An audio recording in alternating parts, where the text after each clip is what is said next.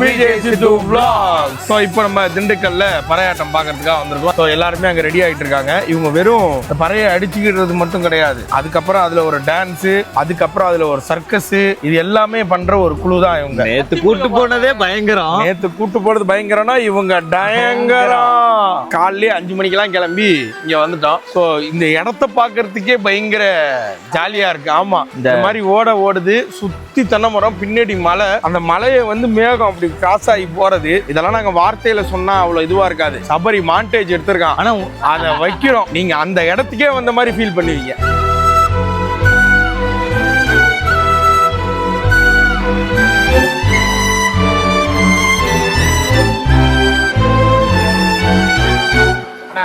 இதுக்கு பேர் யாரு திண்டுக்கல்லு? வரப்பெல்லாம் ஃபுல்லா மழையா இருந்துச்சுல, அதனால என்னன்னு சொல்றதுக்குள்ளே போட்டா அப்படிதான் இருக்கும். அதனால இப்பயே போட்டு வச்சிடுறேன். அதனாலதான் ஒரே மழையெல்லாம் கல்லா இருக்கும், அதனாலதான் அது பேர் திண்டுக்கல்லு. அவனும் விட மாட்டேங்கிறான், ஓவர் டேக் பண்ணி ஓவர்லாப்ல போட்டு அந்த செருப்படியை வாங்கினாதான் அவனுக்கு அந்த டே ஸ்டார்ட் ஆன மாதிரி இருக்கும். ஓடிட்டே இருக்குல்ல, அதான் ஓட. சந்தோஷம். மீன்லாம் இருக்குன்னு இனியன் மாமாவும் விளையாட ஆரம்பிச்சாங்க. இனிமேல் யாராலையும் அவங்கள கண்ட்ரோல் பண்ண முடியாது. அவங்க ஷூட்டுக்கு வந்த மாதிரியே ஃபீல் பண்ணல ரெண்டு பேரும். பாக்குது நம்ம பிரைவசிக்குள்ள யாரும் வராங்களே.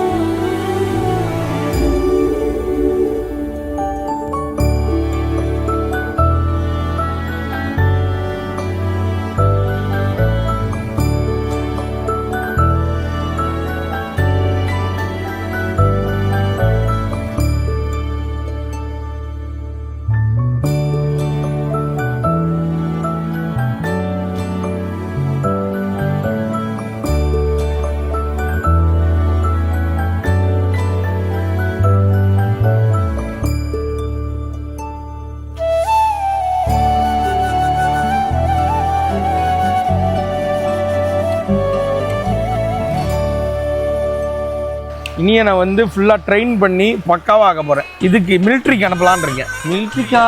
மிலிட்ரியிலே தான் வந்து டாக்லாம் இருக்கலாம், மோப்ப படைகள், பாம் இருக்கு, குண்டு இருக்குலாம் கண்டுபிடிப்பாங்கல்ல. அதுக்கு ஓனாயெல்லாம் எடுத்துக்க மாட்டாங்க. சரி அதுக்கு இனியன் எல்லாம் எடுத்துக்க மாட்டாங்க. அவங்க எப்பவுமே அதுக்கு ஒரு பிரீட் வச்சிருக்காங்கல்ல. என்ன ஜெர்மன் ஷெப்பர்ட். அதுக்கும் 4 கால் தானே, அதுவும் மோப்பம் பிடிக்கும் தானே, அதுவும் இதுதானே. ஜெர்மன் எதுக்கு இந்தியனுக்கு வச்சாங்க? சரி ஓடு உடனே சாவதானே போனேன், டக்குன்னு செத்துரு போ. இதை வச்சே நான் போய் கேஸ் நடத்துவோம்ல. இந்த மாதிரி நம்ம ஆளு ஒருத்தன் செத்துட்டேன், அதுக்காக நீங்க இது பண்ணுங்கன்னு சொல்லி கேட்போம்ல. இந்தியன் நாய் வைக்காம ஜெர்மன் நாய் எதுக்கு இந்தியன் ஆர்மி வைக்கிறாங்க? அதான் இதை பத்தி நாங்க வந்து தீர பேசலான்னு இருக்கோம் ஃப்ரெண்ட்ஸ். உங்களுக்கும் அது ஏன் அப்படின்னு தெரிஞ்சுன்னா சொல்லுங்க. அப்படி என்ன நம்ம நாய்களுக்கு அந்த திறமை இல்லைன்னு நீங்க சொல்லுங்க. ஒன்றும் இல்லை, இனியனுக்கு முந்தான நாள் ஒரு வடை வாங்கிட்டு வந்தோம். எங்க வச்சிருவோம் கரெக்டா நோண்டி அதை எடுக்குது, கேரி பேக்ல பிரிச்சு எடுக்குதுன்னா அந்த வடையே. அப்ப நீங்க அது மோப்ப சக்தியை நீங்க இந்த இடத்துல நோட் பண்ணணும். கண்டிப்பா நம்ம இதுக்கும் எல்லா திறமையும் இருக்கு. இனியன் ஆர்மி கீழே வந்து கமெண்ட் பண்ணுங்க. நம்ம இனியனுக்கு என்ன குறை? நல்லா பேச வராதா, பாட வராதா, குலைக்க வராதா, ஷேக்கன்லாம் பண்ணுது. எந்த நாய் 2 மாசத்துல ஷேக்கன் கொடுக்கும்? அதுக்கு பாலை நோந்து ஸ்மெல் பண்ண தெரியாம எடுத்து இதான் பால் எதிரிகள் யாராவது ஏதாவது கலந்து வச்சு நம்ம நாட்டை ஏதாவது பண்ணிடுவாங்களா? அப்ப அது என்ன பண்ணும்? பாதத்தோடு நாக்கில் வச்சா நோ பாய்சன் அப்படின்னா 2 மாசத்துல அதுக்கு என்ன எதிரி இருப்பானுங்க தம்பி? நமக்குடா. இப்ப நமக்கு யாராவது ஏதாவது கொடுக்க வராங்கன்னா ஃபர்ஸ்ட் அதுதான். ஏய் சொல்லுங்க, இப்ப கொடுங்க. இனியன்லாம் அது நான் அதை விட்டுருவேன். இனம், மொழி, மதம்லாம் கிடையாது. அதுக்கு எதை பிடிக்குதோ அதை போய் நீ பண்ணிக்க. சும்மா நீ இவன் கூட தான் சேர்றான், அவன் அதெல்லாம் கிடையாது. யார் கூட வராலும் சேரலாம். இப்படி ஒரு அப்பா எனக்கு இல்லாம போயிட்டாரு. இனியன் எனக்கு தெரிஞ்சு இனியனுக்கு நம்ம கல்யாணம் வெளியெல்லாம் பார்க்க வேணாம். அவங்க மாமாவே கல்யாணம் பண்ணி பாருன்னு நினைக்கிறேன். ஃபிளேம்ஸ் எல்லாம் போட்டு பார்த்துட்டான் இவனுக்கு இனியனுக்கும். டவுட், ஆனா கேட்கலாமா வேணாமான்னு தெரியல. சொல்லுங்க. இனியன் ஆம்பளை, எந்த தவறும் கிடையாதுங்க. மாமாவுக்கு ஓகே, இனியனுக்கு ஓகேன்னா எனக்கு ஓகே. ஆனா இதுக்கு மேல யோசிக்க வேணாம். ஒன்றும் பிரச்சனை இல்லை. இனியன் ஒண்ணுக்கு போயிட்டான், அதனால மாமா கழுவி விடுறாரு, அவ்வளவுதான். சபரி ரொம்ப கிளவரான கேமராமேன். காலைல ஆய் போல அவனுக்கு இந்த பொசிஷன்ல உட்கார்ந்தாலே அவன் டிக்கி ஆட்டோமேட்டிக்கா ஏமாந்துரும். இப்ப நம்மள அவன் வெளில வர சொல்றான் போல இருக்கு அப்படின்ட்டு அவன் ஆய் இப்ப வந்துடும். இந்த பார், உனக்கு ஆல்ரெடி ஆய் ப்ராப்ளம் இருக்கு, அதெல்லாம் வச்சு வந்துருச்சா?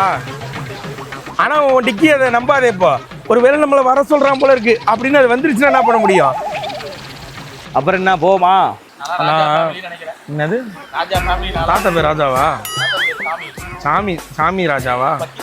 பக்ரி சாமி. என்னடா பக்கிரிசாமி எப்படா ராஜா ஃபேமிலில அவர் அப்படிதான் இருந்தாரா? எங்க தாத்தா எல்லாம் கெத்தா இருந்தா தெரியும்ல. என்னவா இருந்தாரு? எங்க தாத்தா வந்து எப்படி கெத்தா இருந்தாருன்னா ஃபர்ஸ்ட் வந்து என்ன பண்ணாரு, மக்களுக்கு கொஞ்சம் கசாயங்கள்லாம் காய்ச்சி குத்துக்கிட்டு இருந்தாரு.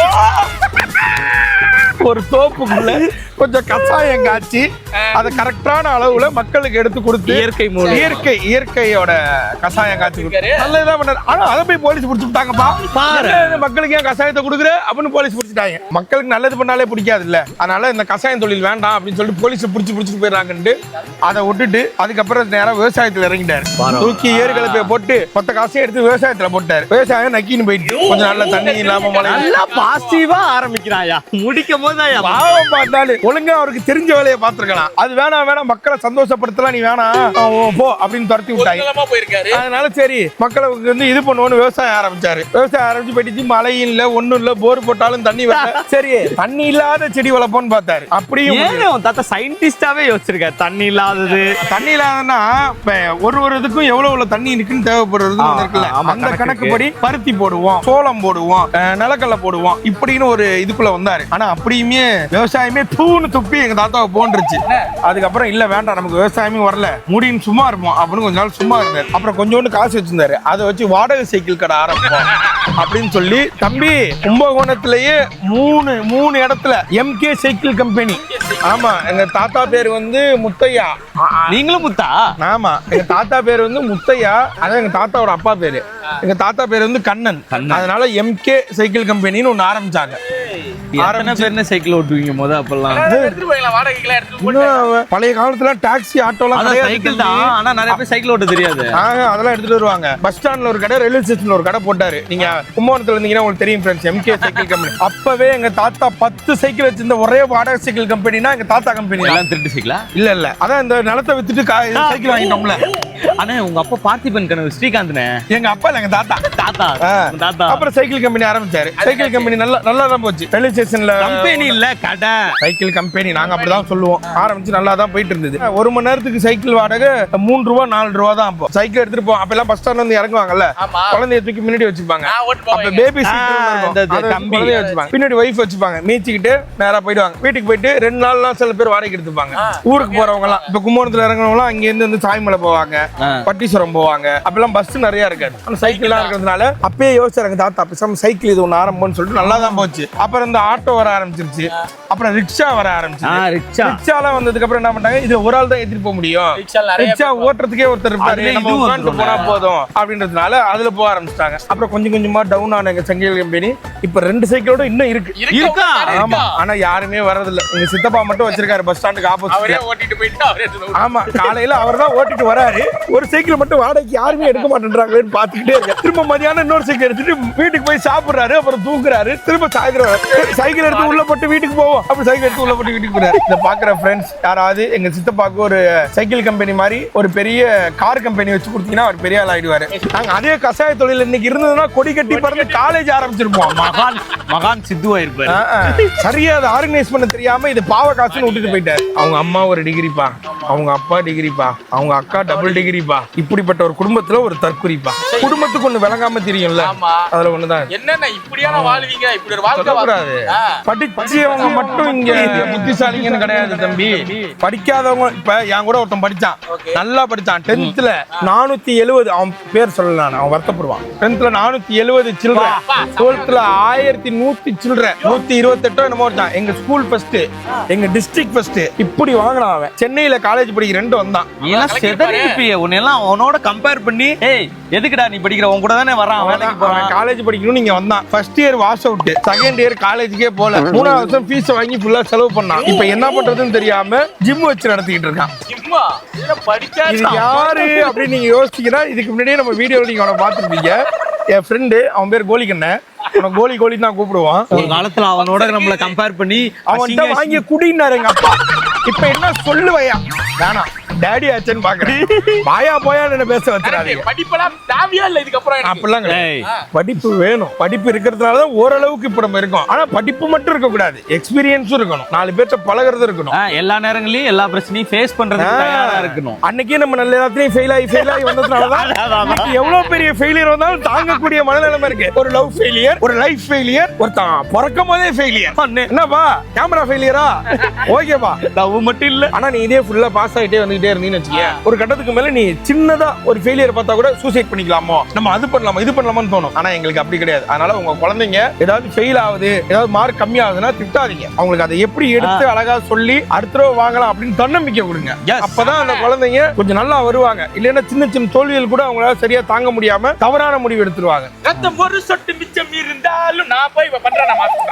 அவனை எப்படி அனுப்புறது நானே யோசிச்சு. நம்ம அமைதியா இருந்தா அவனே போயிடுவான். இல்ல அமைதியா இருந்தா அவன் பேச ஆரம்பிச்சிடான்.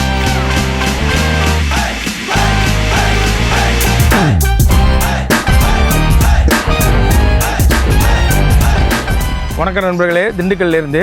ஸோ இப்போ நம்ம எங்க இருக்கோம் அப்படின்னு பாத்தீங்கன்னா, திண்டுக்கல்ல யாரை பார்க்கறதுக்கு வந்திருக்கோம்? பறை இசை ஆட்டத்தை பார்க்கறதுக்காக எம்எம்எம் மின்னல் மூர்த்தி கலை இசை கூடத்துக்கு வந்திருக்கோம். ஆமா. ஸோ இவங்க வந்து நிறைய திரைப்படங்களுக்கு வாசிச்சிருக்காங்க, நிறைய பெரிய பெரிய விழாக்கள், நம்ம சென்னை சங்கமம்லாம் நடக்குதுல்ல, அங்கெல்லாம் அல்டியா ஒரு பெர்ஃபார்மன்ஸ்லாம் கொடுத்துருக்காங்க. ஸோ திண்டுக்கல் மாவட்டத்தில் பறை இசை, தமிழ்நாட்டிலே பறை இசைன்னா அண்ணன் தான், மூர்த்தி அண்ணன் தான். மூர்த்தி அண்ணன் வந்து சாதாரண ஆள் கிடையாது, கலை சுடர்மணி விருது வாங்கியிருக்காரு. ஆமா. ஸோ அதனால அண்ணனை பார்க்க வந்திருக்கோம். அண்ணன் டீம் ஃபுல்லா ரெடி ஆயிடுச்சு. உள்ள போறோம், பாக்குறோம் இந்த பறை இசை எப்படி ஆரம்பிக்கப்பட்டது, இதுல என்னென்னலாம் இருக்கு அப்படின்றத அண்ணன் கூட சேர்ந்து நம்ம தெரிஞ்சுக்க போறோம். அண்ணன் அவெஞ்சர்ஸ் மாதிரி அவங்க டீம் கூட சேர்ந்து ரெடி ஆயிட்டாரு. அண்ணன் ரெடியானே? ரெடி. அவ்வளவுதான், கலக்குங்கண்ணே.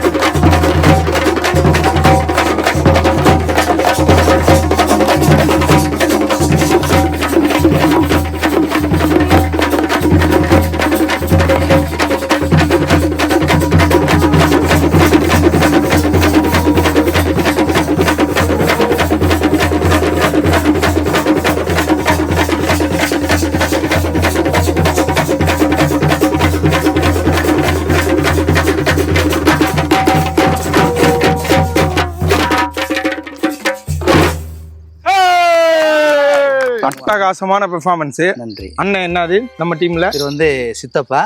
இது வந்து எங்க தாத்தாவுடைய டீம்ல வாசிக்கிட்டு இருந்தவரு. சரி. இது வந்து தமுக்கு.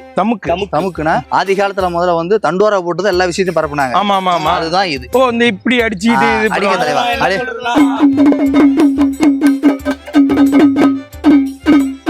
அதாகப்பட்டது திண்டுக்கல் மாவட்டத்துல அதாவது வந்து சென்னையிலிருந்து திண்டுக்கல் மாவட்டம் மின்னல் மூர்த்தி கலைக்குழுவை பேட்டி எடுக்க வந்திருக்காங்க. Done done done done done done done done done done. Super. இது பேரு தமுக்கண்ணே. தமுக்கு. ஓகே, இது எதுக்குண்ணே தமுக்கு? தமுக்கு அதுதான். அது அந்த காலத்துல வந்து நம்ம ஒரு தகவல் சொல்லணும்னா இத சொல்லிதான் தமுக்கு அடிச்சுதான் ஊர் சாட்டுவோம். ஊர் சாட்டுறதுக்கான முதல் கருவி இதுதான். சரி சரி சரி. ஆனா அது கொஞ்சம் பெருசா இருக்கும், இது கொஞ்சம் சின்னதா. இதுதான். இதுதானா? இது மண்ணால் ஆனது. மண் தமுக்கு. ஆமா ஆமா. ஓகே. இது வந்து பானை மாதிரி வச்சு அதுக்கு மேல மண் தமுக்கு. இது வந்து இதுதான் ஃபர்ஸ்ட் வந்தது. தண்டோரா சொல்றோம்ல. ஆமா ஆமா. தண்டோரா போட்டுதான் சொன்னோம். அதுதான் இது. Okay okay. இது அண்ணனோட இன்ஸ்ட்ருமெண்டா? ஆமா, லப்பரோட ஆதாயம். Okay okay. கலக்கல். இவர் வந்து காளிதாஸ், என்னுடைய மகன். சரி சரி. இவர் வந்து 6வது தலைமுறை. நான் வந்து 5 தலைமுறையில இருந்து வேலை செஞ்சுட்டு இருக்கோம். சரிங்க. இவர் A to Z கிட்டத்தட்ட ஒரு 6-7 கலைகள் பண்ணுவார். ஓ சூப்பர். ஆனா இப்ப இது பேரு என்ன? கொம்பு. கொம்பு. ஆனா இது ஊதுறதுக்கு பெரிய எனர்ஜி வேணும். உள்ளே இருந்து இழுத்து வடிவத்துல அந்த காத்தை வந்து வெளியேத்தி கொண்டு வரும். தம்பி, ஆமா. 6th படிக்கிறீங்களா? 7th. Very good. நீங்க என்னென்ன வாத்தியங்கள்லாம் வாசிப்பீங்க? இது வாசிக்கிறீங்க. கொம்பு. ஓகே. மரக்கால். ஏன் யோசிச்சு ஜாலியா பேசுங்க. நீ என்னென்ன வாசிப்பா அதை சொல்லு. நிறைய தெரியும் போல இருக்கு. ஆனா அதை சொல்றதுக்கு எதை சொல்றது அப்படின்னு யோசிச்சுட்டு யோசிக்கிறான். சூப்பர். உங்க பேரு? காளிதாஸ். வாழ்த்துக்கள். சூப்பர். இது என்னன்னு கேட்டீங்கன்னா பேஸ். நாங்க தப்பு அடிக்கிறோம்ல, வெறும் தப்பு அடிச்சா ஆட்டத்துக்கு வந்து சரி வராது. இது தொடர்ச்சியா போயிட்டே இருக்கும். ஓகே.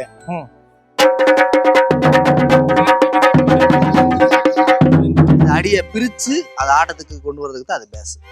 இது வந்து நம்ம இந்த ஸ்பீக்கர் எல்லாம் ஊஃபர் மாதிரி சும்மா கும்மு கும்மு கும்மு கும்முன்னு அதுதான் கொடுக்கும். இந்த அடியை பிரிக்கிறது அதுதான். ஓகே அண்ணா, இது எப்படி உருவான கலைண்ணே? எப்ப அது ஆரம்பிக்கப்பட்டது? ஆதிகால மனிதர்கள் வந்து விலங்குகளை வேட்டையாடி அவர்கள் வந்து மாமிசத்தை உண்ட பிறகு வந்து தோலை வந்து கழிவுகளா தூக்கி எறிஞ்சிட்டாங்க. இன்னைக்குதான் ஒரு சில இடங்கள்ல மரம் இருக்கும். அன்னைக்கு வந்து முழுக்க மரங்கள் தான். ஓகே. அத மரக்கிளையில வந்து இந்த தோல் மாட்டி காஞ்சதுக்கு அப்புறம் காற்றின் அசைவுல வந்து அது சத்தம் இந்த மாதிரி அடிக்கும் போது இப்படி அடிச்சிருக்கு. நம்ம ஆளு ஒரு கவனிச்சு பாத்துருக்காங்க முன்னோர்கள். என்ன இது? இதுல இருந்து ஏதோ ஒரு சத்தம் வருது, எங்கேயோ சத்தம் வருது, இதுல இருந்து இல்ல எங்கேயோ சத்தம் வருது அப்படின்னு தேடி போகும்போது பார்த்தா அந்த மரத்துல அந்த தோல் தூக்கி போட்டது மாட்டிருக்கு. அதை பார்த்துட்டு நம்ம அன்னைக்கு சாப்பிட்டு போட்டோமே அந்த மாட்டினுடைய தோல் அப்படின்னு சொல்லி அதை எடுத்துட்டு வந்து இது எப்படி வரணும் அப்படின்னு பெரிய பெரிய மர பொந்துகள் இருக்கு பாத்தீங்களா? ஆமா. கொடிகள்ல பூரா இழுத்து வச்சு அது பூரா இழுத்து கட்டி பெரிய பெரிய கொம்புகளை வச்சு அது அப்படியே அதுல கட்டியிருக்காங்க விலங்குகளை விரட்டுறதுக்காக. அந்த இடத்துல ஃபர்ஸ்ட் இது விலங்குகளை விரட்டுறதுக்காக, அவங்கள தற்காத்துக்கிறதுக்காக, அதுதான் கிட்டக்க வரக்கூடாது ஆளுங்க இருக்காங்க. அதுதான் அந்த மாதிரி பண்ணிட்டு திருப்பி சத்தம் வந்து அடிக்க ஆரம்பிச்சான். இது இப்படியே இருக்கும்போது நம்ம காட்டுக்குள்ள போறோம், ஒரு புலி வரும், சிங்கம் வரும், கரடிகள் வரும், விலங்குகள் இருந்து நம்ம காத்துக்கணும் சொன்னதுக்காக ஒரு பெரிய வடிவுல தப்பட்டை பலகை. தப்பட்டைன்னா பெருசு, கிட்டத்தட்ட ஒரு 1.5 அடி இருக்குன்னு வச்சுங்களேன். அவ்வளவு பெருசு இருக்கும். அந்த மாதிரி அது எங்க தாத்தா அவங்க வச்சது. அந்த மாதிரி அவங்க இன்னும் பெருசா வச்சிருந்திருப்பாங்க. நம்ம சாதாரணமா இன்னைக்கு வந்து 6 அடி இருக்கும், அன்னைக்கு 8 அடி இருக்கும். அந்த மாதிரி அவங்களுக்கு சைஸுக்கு தகுந்த மாதிரி அவங்க வச்சு அந்த மாதிரி வாசிக்க ஆரம்பிச்சாங்க. வாசிச்சுட்டு இப்போ நம்ம வீட்டுல ஒரு விசேஷம் நடக்குது.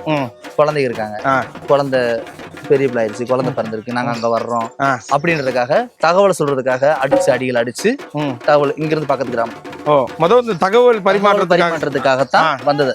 அப்ப விலங்குகள் விரட்ட அடுத்து தகவல் பரிமாற்றம்.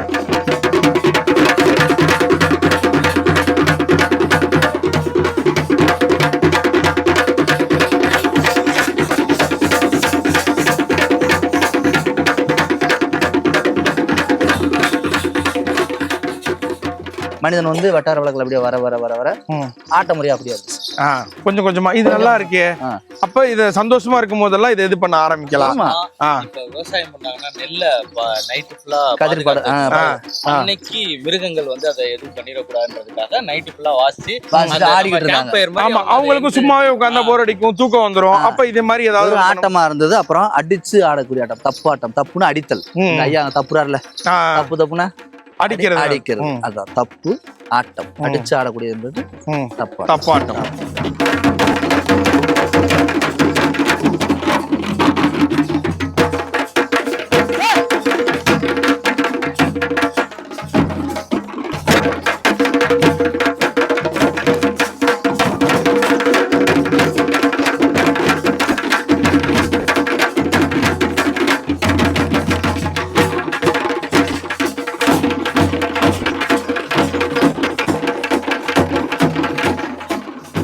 வந்து எங்களை ஒரு சில விஷயங்களை மட்டும் தான் பயன்படுத்தினாங்க. ஆ, அது இறப்புக்கு தான் போகும், ஆ, அந்த மாதிரி தான் போகணும் அப்படின்னு சொல்லி. இந்த கல்லூரி மாணவர்கள் வந்ததுக்கு அப்புறம் ஒரு 5-6 வருஷத்துக்குள்ள ம், கல்லூரி மாணவர்கள் பள்ளி மாணவர்கள் தான் ம், இது வந்து வெளியே எடுத்து கொண்டு வந்து முதல் கட்டம் அவங்களுக்கு தான் நன்றி சொல்லணும். ம், அதுதான் அவங்கனால அது வெளியே வந்துச்சு. ம், நான் வேலை செஞ்சது வந்து என் ஊருக்குள்ள தான் இருந்தேன். நான் யாருன்னு தெரியாது. ம், என் பக்கத்துல ஒரு 5 கிலோமீட்டர்ல என்னை கூப்பிடுவாங்க. ம், அதே மாதிரி 5 கிலோமீட்டர் எங்கிட்ட இன்னொரு இருப்பாங்க, அவங்களும் கூப்பிடுவாங்க. ம். கல்லூரி மாணவர்கள் எடுத்ததுக்கு அப்புறம் பறை அப்படின்னு சொல்லி பரிமாற்றம் மாறினதுக்கு அப்புறமா வந்து கல்லூரி மாணவர்கள் எடுத்துட்டாங்க. ம், முழுக்க முழுக்க எங்களுக்கு வந்து உறுதுணையா இருந்தது வந்து ஆர்கே சார், காளீஸ்வரன் ஐயா, ம், மாற்று ஊடக மையம் ம், வச்சிருக்காரு. ம், ஐயா அவர்கள் தான் எங்களை வந்து 99% வெளியே கொண்டு வந்தது. நாங்க ஓரளவுக்கு இருந்தோம், ம்.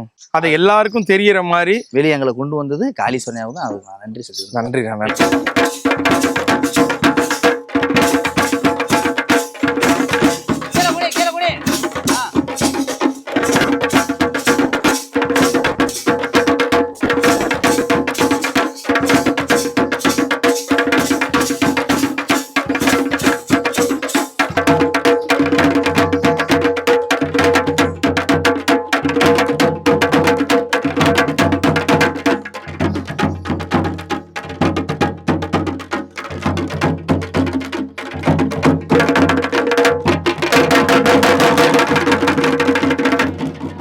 ஸோ இது மாதிரி இப்போ இருக்கிற நிறைய டெக்னாலஜி இம்ப்ரூவ் ஆனதுல நம்மளோட பழைய கலைகள் கொஞ்சம் கொஞ்சமாக குறைஞ்சிக்கிட்டே இருந்தது.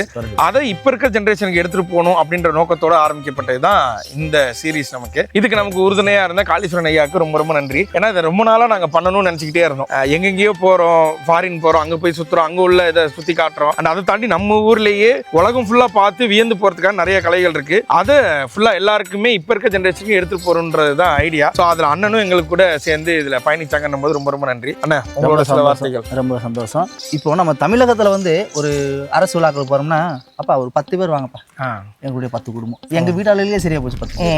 என் ஊர்ல 150 பேர் இருக்கும், மாவட்டத்துல 3500 பேர் இருக்கும். அது மட்டும் தப்பாட்டம், தவில் நாதஸ்வரம், கரக கலைஞர் இருக்கிறாங்க, மாடு மயில் ஒயில் தேவராட்டம், எத்தனையோ கலைஞர் இருக்காங்க. எல்லாத்துக்கும் ஒரு வாய்ப்பு தரணும். அந்த மாதிரி வாய்ப்பு கொடுத்தா எங்களுடைய கலைகளும் கலைஞர்களும் காக்கப்படுவாங்கன்னு சொல்லி நான் தெரிவிச்சுக்கிறேன். வேற வேலை தெரியாது, வேற வேலைக்கு கூப்பிடவும் மாட்டாங்க எங்களை. நாங்க பூராமே ஒரு சாவடி இருக்கும், ஒரு மரத்தடி இருக்கும், அதுலதான் உட்காந்துருப்போம், காவகாத்திட்டே உட்காந்துருப்போம். என்ன படா வரும் அப்படின்ட்டு வந்ததுக்கு அப்புறம் எந்திரிச்சு வேலைக்கு போவோம். கண்டிப்பா இந்த வருஷம் உங்களுக்கு நிறைய வரணும்னு கலைகளை நீங்களும் அடுத்த ஜெனரேஷனுக்கு எடுத்துட்டு போகணும். நன்றி நன்றி நன்றி.